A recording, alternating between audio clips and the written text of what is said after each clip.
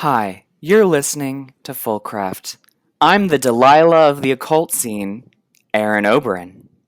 And I'm Temperance. And today we're going to be talking about who put the folk in folk magic.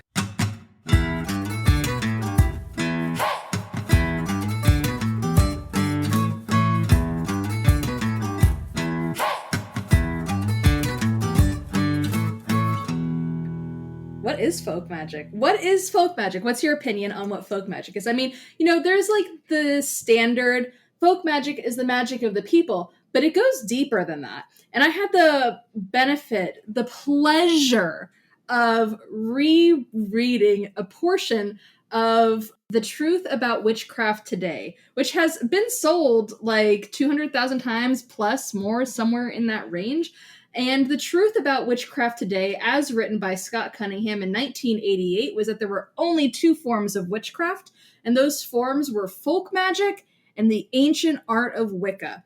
So, based on that take, I was like, okay, I see your face. They can't see your face, but I see your face. But it was a great take. And it went on to, let me just read you a little excerpt. Okay, so this can be found on page 62 and 63. And this is what it reads. So I just want your take, your opinion. I'm actually going to do a whole critical analysis of this and post it as a major blog post. But let me read to you again, page 62. Folk magic is but half of what is termed witchcraft. The other half is the religion known as Wicca. There are at least 5 major ways in which Wicca differs from other religions. These are worship of the goddess and god, reverence for the earth, acceptance of magic, acceptance of reincarnation, lack of proselytizing activities.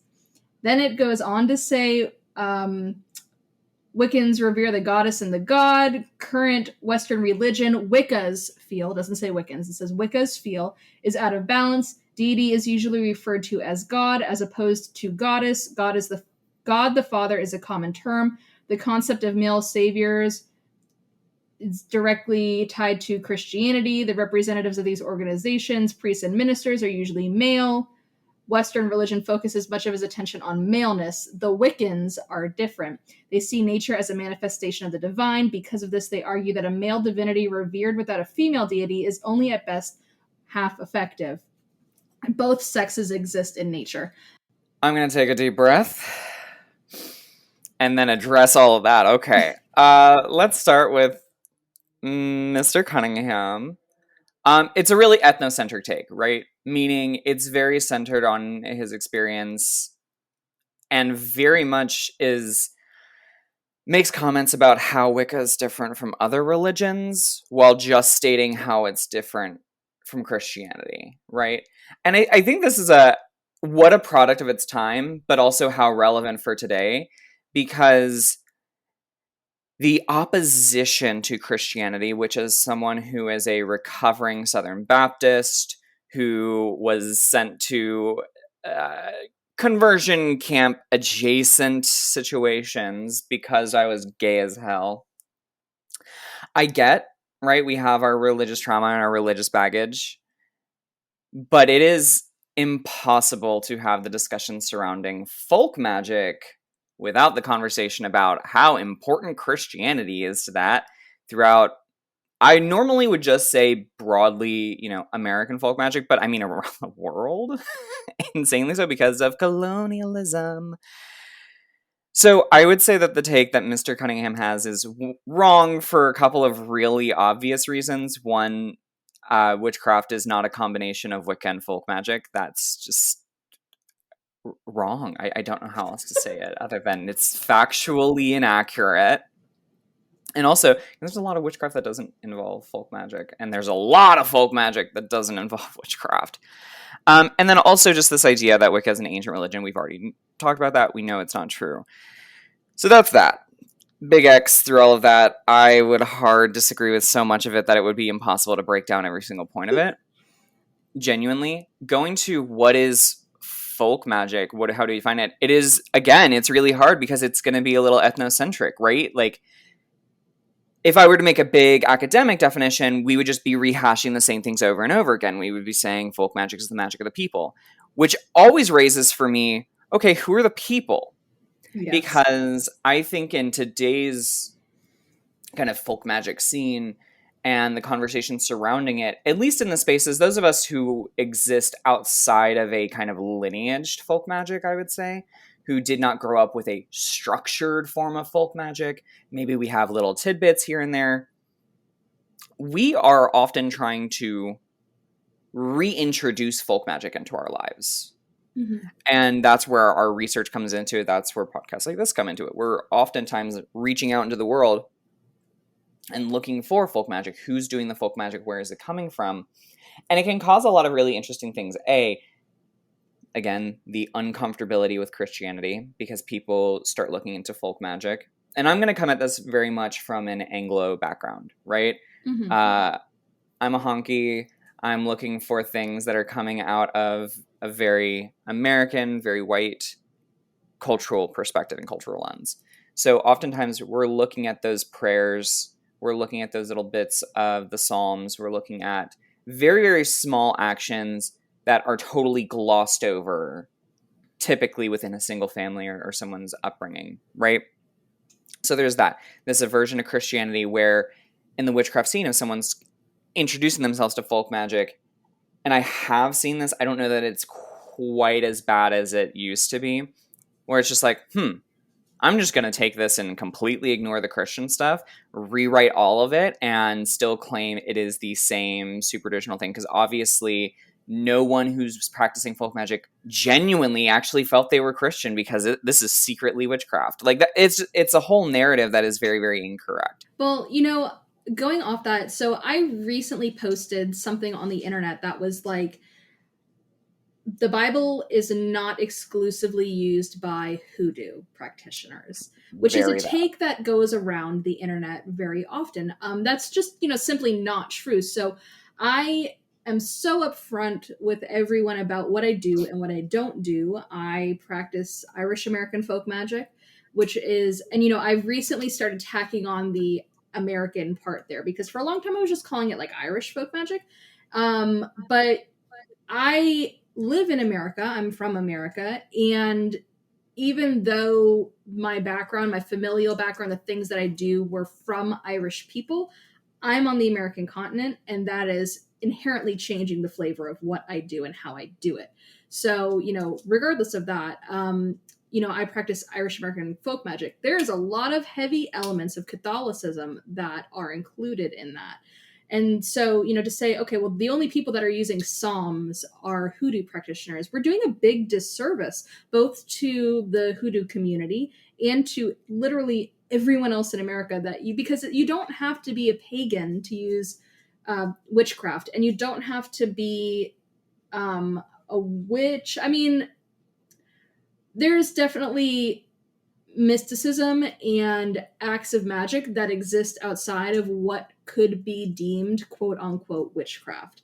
So we do a big disservice to the community at large by saying, oh, this is all witchcraft, and if it's using the Psalms, it's all hoodoo. Yeah, that's just a super weird take in general, and I think it comes out of that place where, again, for all the rejection of Christianity, so many people are still trapped within a Christian worldview. It's hard to balance those things out, respecting the roots without being blinded by them, because people will reject concepts of Christianity, go to witchcraft, convert, whatever you want to call it, and then still have this concept that's very, very Christian in nature, very doctrine in nature.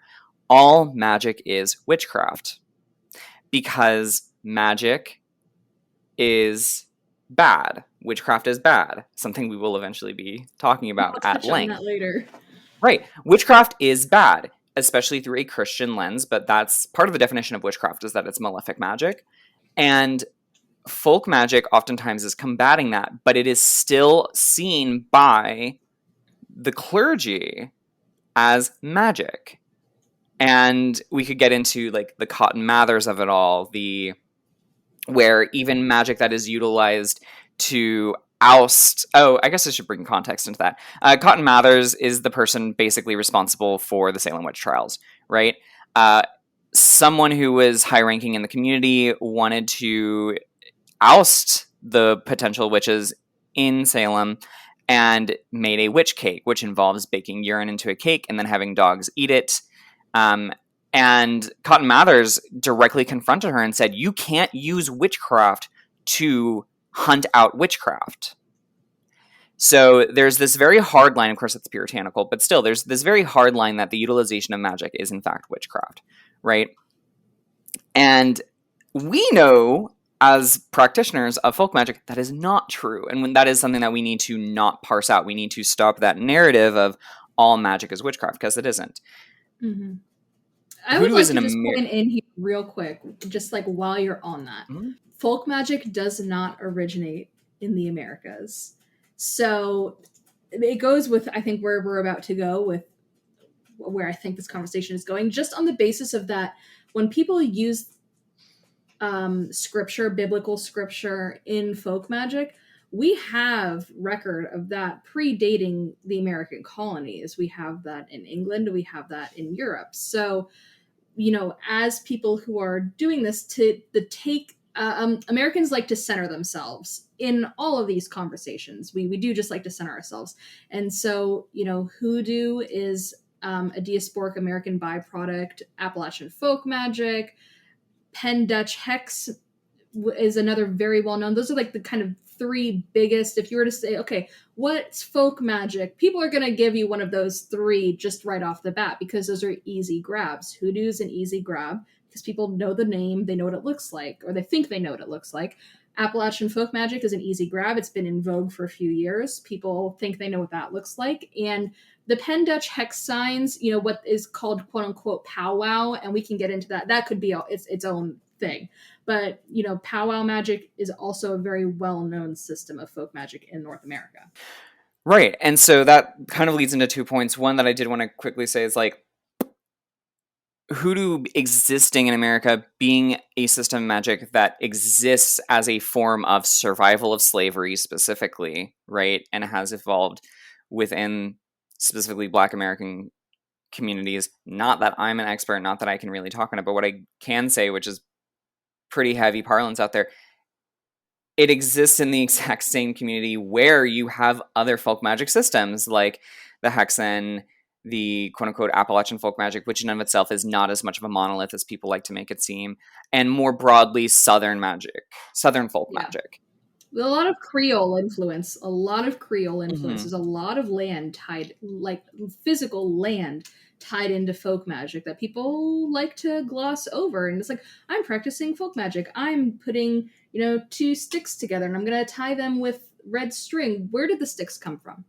Why are those sticks relevant? In folk magic, if you're using a tree, there's something deeper there. Did you grow the tree yourself? Did you water the tree? Is this like something that you're familiar with, or is it superstitious? Because folk magic does have an element of superstition that a lot of other quote unquote like high magic or high magic is adjacent pathways don't have. Right, the ceremonial aspects. And here's the interesting thing. We're going all over the place, but I think we are hitting some important things, which is oftentimes when we're talking about folk magic, the term folk magic specifically exists within an English construct to counter another well-known form of magic, which would be ceremonial or quote-unquote high magic. I don't know a single person today who still calls it high magic. I only hear ceremonial. This is often where we find the grimoires at use, but there's also a really, really long tradition within, like, cunning folk of using grimoires in a way that they might not necessarily have been intended to be used, kind of picking things apart, putting them together, and making them less ceremonial in nature in a way. Mm-hmm. Especially with things like the Petit Albert or the Black Pullet, kind of really, really taking these grimoires apart and making them work. Or even the Keys of Solomon, which is super well known. It's one of the most famous grimoires, arguably, in the English-speaking world. Mm-hmm. And Agrippa's work has come too. Like, a lot of folk practitioners started using squares, like that, you know, Agrippa assigned. Yeah, and they're easy. That's I think what that is a huge thing that comes down to it, and is a misconception. Folk magic is And I never actually gave what I would define as folk magic. Folk magic is practical, applicable, and potentially daily used magic that assists in the needs of a person's daily life. It could be community, but I would say from my experience, from what I saw growing up, and of course, I don't have any like grand tradition of folk magic in my family, at least not on the surface. But what I saw were little things here and there to make the day go by, to make ends meet, to put food on the table. And I think that is where folk magic differs from not just ceremonial, but also sometimes witchcraft and sometimes even more ritual based practices. Because it is a lot, yes, there is an element today for us about communicating and connecting with spirits. But folk magic, like you much earlier mentioned, does not have to be spirit model, No, right? it It does doesn't not have to have be to. spirit model. Most practitioners Sometimes, today take it that way, though. right? And I would say I certainly do myself, but I don't think when my mom is praying over a pitcher of sweet tea to just get everyone to stop fighting and calm down when they drink the tea because it's going to cool them down, like a little bit of sympathetic, a little bit of please, dear God, help us. I don't think that, okay, maybe she is appealing to God, but she's inadvertently using the sympathetic characteristics of cold iced tea to cool the temper. And it's a little bit more about those kind of, if we want to call them associations, or what's the hot ticket word that we all get? Correspondence. Correspondence, yeah. That I always get mad about, and then I can't even remember when I get on. I don't like the word correspondence. Look, hot take, and I'm going to derail us again. I feel like all of my inputs have been derailments. But my hot take is that you can't use the word correspondence if you're not corresponding with the thing that you're using. That's my take. Right. And my problem with it is just normally it's so blind, right? We read something in a book, the royal we. Something gets read in a book and that just becomes fact without going into that deeper aspect like you were talking about earlier. But the part of the conversation that I'm really interested in, and it's not a question that I have an answer to right away, is what how do we keep folk magic relevant while also being honest? And what I mean by relevant is a lot of the times we, as a community, again, I'm using a lot of royal we's here and a lot of generalizations, but I think it's something that we have in this conversation, in this community. There's a lot of hyperfixation on keeping things correct. Now, I'm raising my hand here because I am the kind of person that is very heavily sourced, has a lot of sources, is always going to go back to, this is found on this page of this page, right? And it comes out of this cultural context, X, Y, and Z. At the same time, I don't like to be married to doing something that is not going to make sense for me. A lot of Southern folk magic revolves cattle, livestock, butter. There's a lot of butter magic in the world, and how does that relate to me? It really doesn't. So when you're one of these people who, like me, you're searching for folk traditions, and there is no central tradition, right? Southern folk magic is just that, Southern. Do you know how big the South is? It's fucking huge, depending on who you talk to, and covers so many different, not just cultures, but counties, towns, where things change from place to place. And there is not this lineage. We don't have the benefits of having like a Hexenmeister who is passing things down. We don't have the benefit of a cunning man, cunning woman who has a book that they can pass down. We are just kind of piecing superstitions together. We're piecing things. For me, it's going on Florida Memory, right? This is an archival website where I'm constantly looking for like, where are these little grains of folk magic in this place? It is going through my family and pulling little things out like teeth from them to figure out, just what are some of the weird things that our family has done over the years, and piecemealing like a little magpie, getting things together and then finding out how much of it actually can relate to me. And when I find things that don't relate to me, but I still want to stay rooted, that's when I start getting experimental. And this is a conversation that I've had with a couple of people, which is I always think that we should be honest with our experimentality, which I wrote a whole fucking book on it. You know what I mean? Where it's literally all experimentation, and I say it super upfront, and people still get really confused about that because we're not used to it. If someone is experimental, they act like they're not being, right? Mm-hmm. Because that is not as lauded. It's not as respected to be experimental, because then where's your lineage? Where are things coming from? Right? And there's a lot of baggage that comes with that. And it comes back to me of,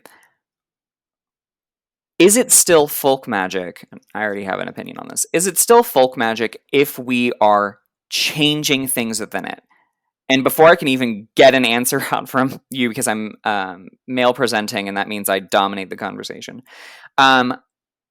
Yes, in my opinion. And you and I have joked privately about like new metal and new folk magic and new folk Yes. magic, where I really think that we should start just claiming new forms of folk magic, right?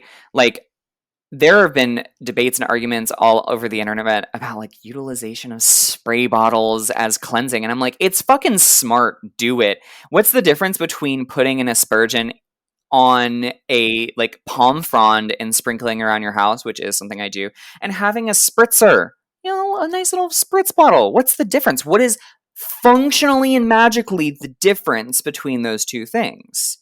Not a lot, but it's the aesthetic that gets people all bunched up in it. You know what I I mean? think If it's deeper you, than that. I do think it's deeper than that. I'm gonna interject you because yeah, if no, I go don't ahead. say this now, I will forget it. I think it goes deeper than that because going back to when you were talking about lineage and folk magic and being experimental and whether you can or cannot be experimental, it is my sternly held belief that people don't want to seem crazy for having the belief and experiences in which they're having. And if they have a tradition, they can be like, I'm doing this thing, but look, people have been doing it before me. I'm the first one to try it. They validate their experience, they validate their magic, and they validate their spirituality off of someone else. And I think that's just a horrible place to be. So if you're telling me, if the question is, can it, whatever, are we being honest? If we're being honest with ourselves, your magic should be experimental. It should be fresh. It should be new. It should include new things.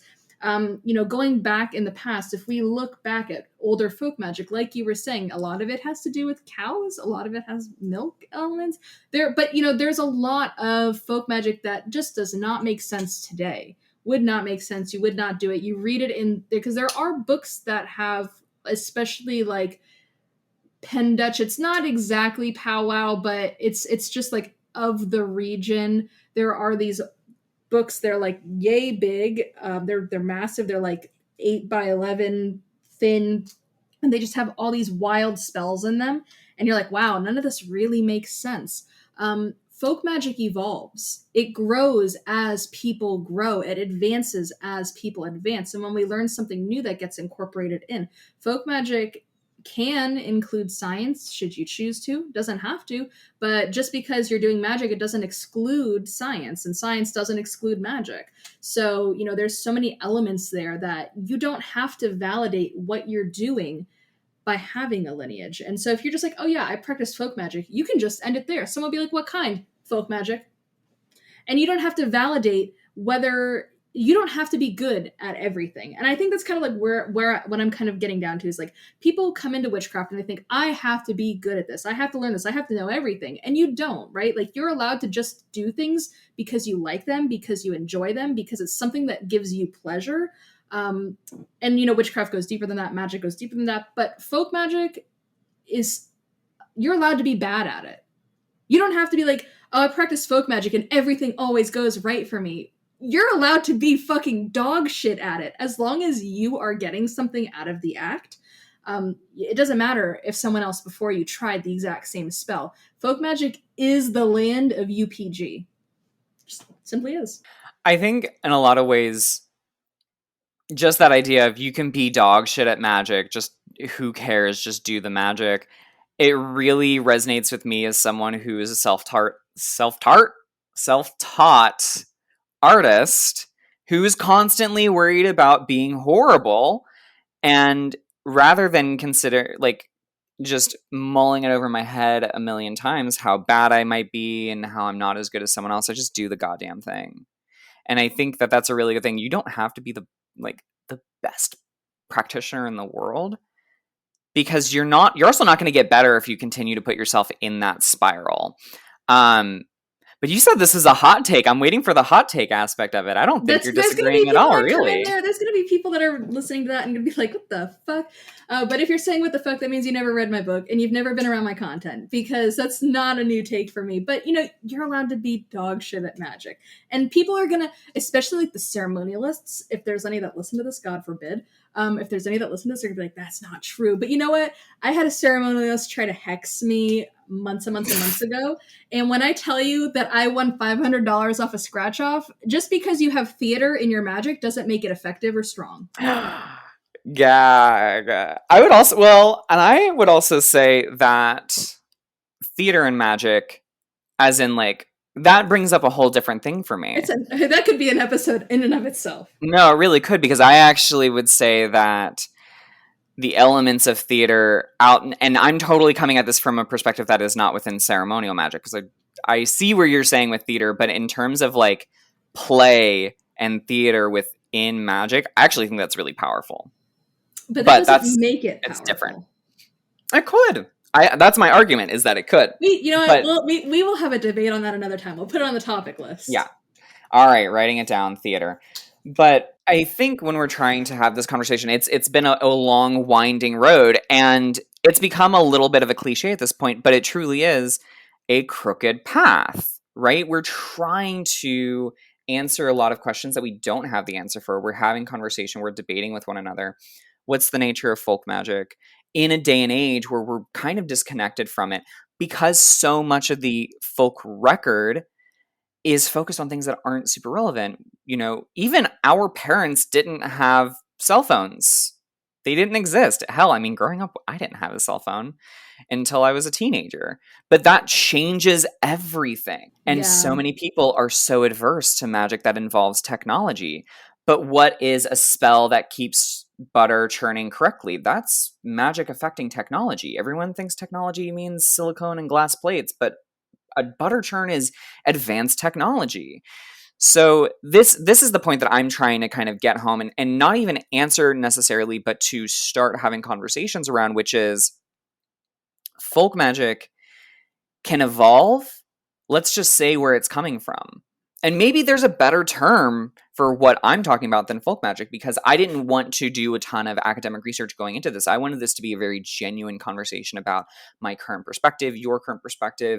There might be academics sitting in an armchair who have better words for these right now, but we're real people having a lived experience who, on one hand, want to keep traditions alive, maybe in some part for that, no, look, I'm not crazy, this is an older thing, but also because it's heritage, it's culture, it's existing, it's, tried and true, probably wouldn't be passed down if it wasn't at least a little effective, right?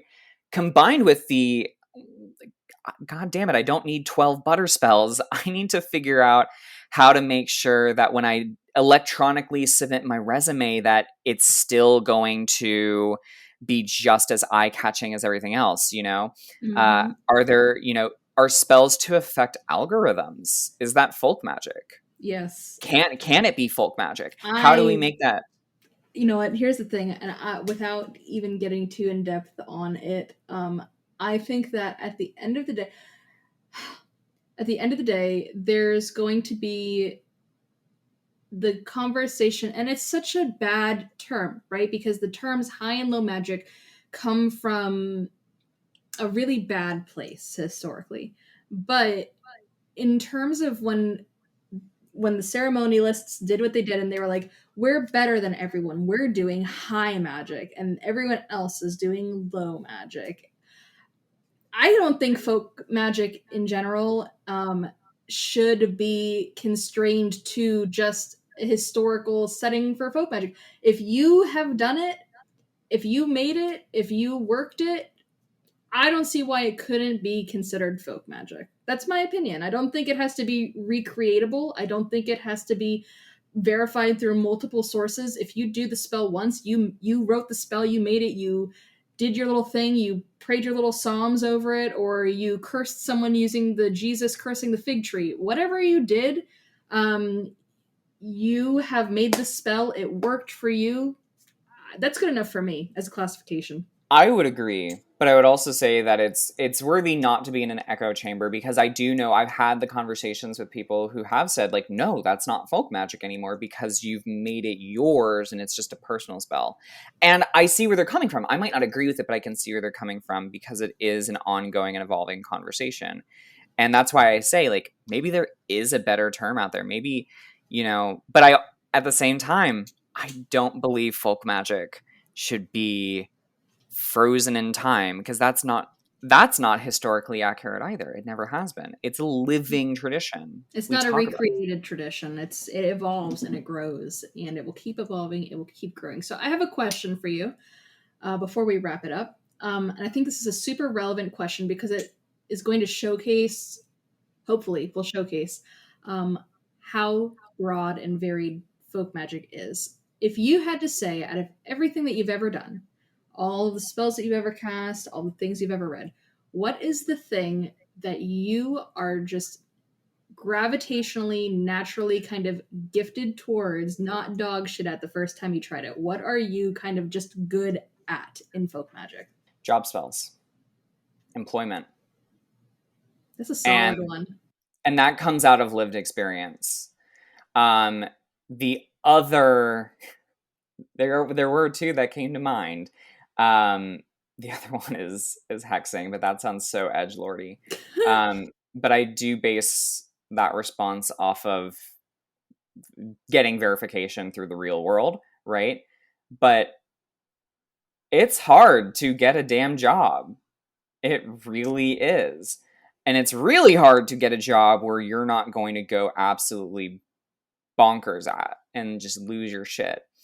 And being able to get a job is something that has been insanely critical for me.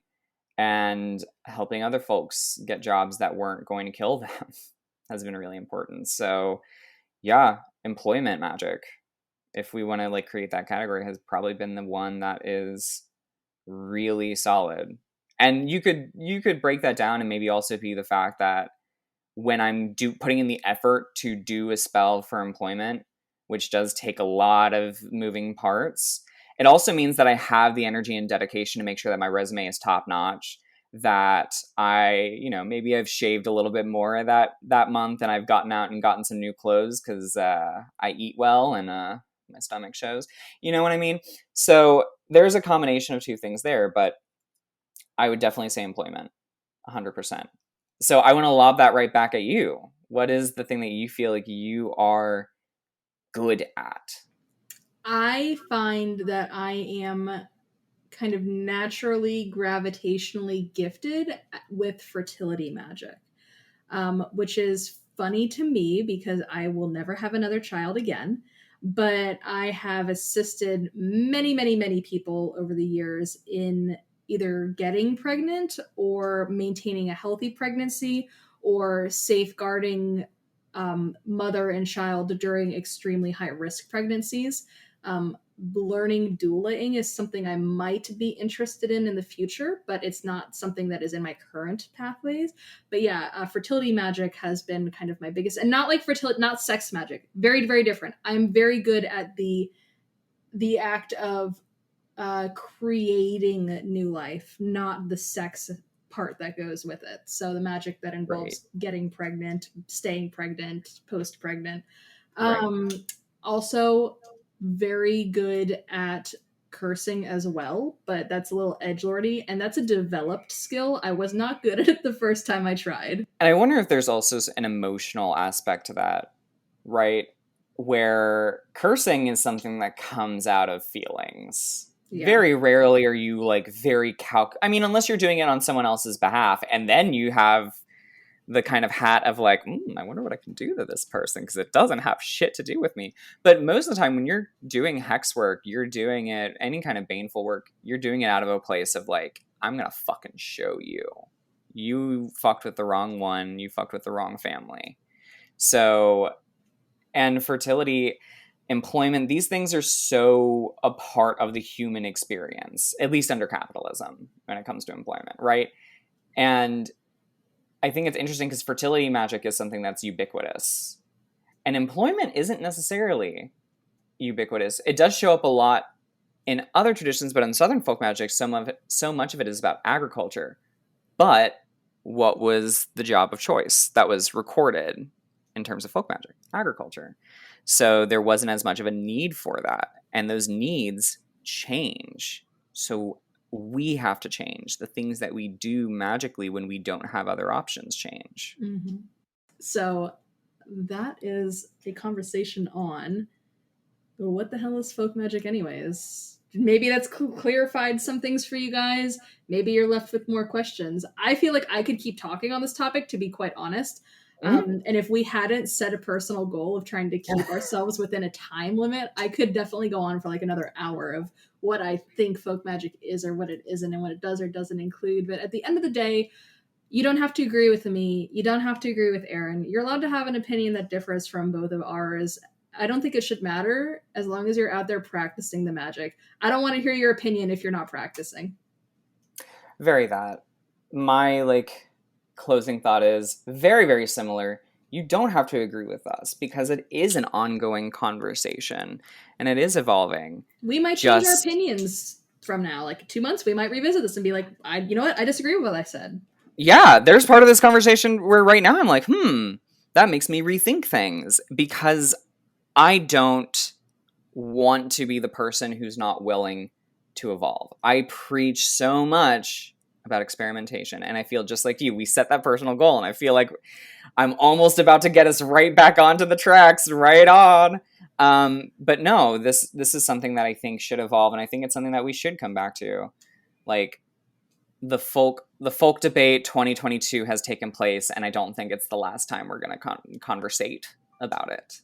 No. Well, this is FolkCraft, so we can talk about it every episode if we want to. True that. So this has been FolkCraft. Aaron, where can the people find you? I'm on the Instagrams at Aaron Oberon. I am also in book places. You can find my book, Southern Cunning. It's cute. It is pink, depending on at what point in time they got the book, because they just fixed the cover I discovered. Mine is brown. Yeah, no, they're the first printing, I don't know how many hundreds, but the first printing of it, they were pink. And so my copies that I got as an author copy, they're all pink. And then I told them, hey, if you look in the file, it's not pink, it's a brownish tan. A tan, yeah. Yeah. And so they fixed it.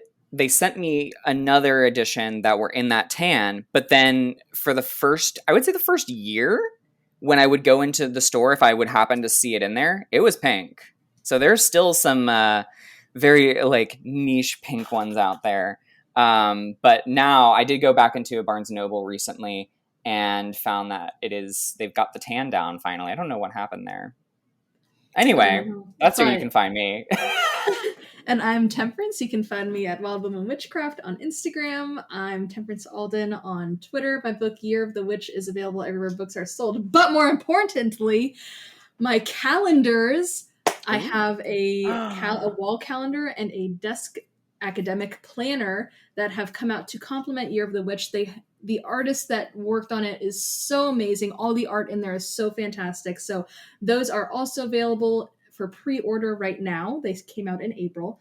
And those will begin the calendars for 2023. And the academic planner starts in July of this year. So those are also under the name Year of the Witch. And very luxurious. I know. I'm so excited. The art is so pretty. I'll have to send it to you. I don't think I've sent it to you before, but no, it's really cute. So thank you for listening to FolkCraft, and we'll see you later. Bye. Have fun.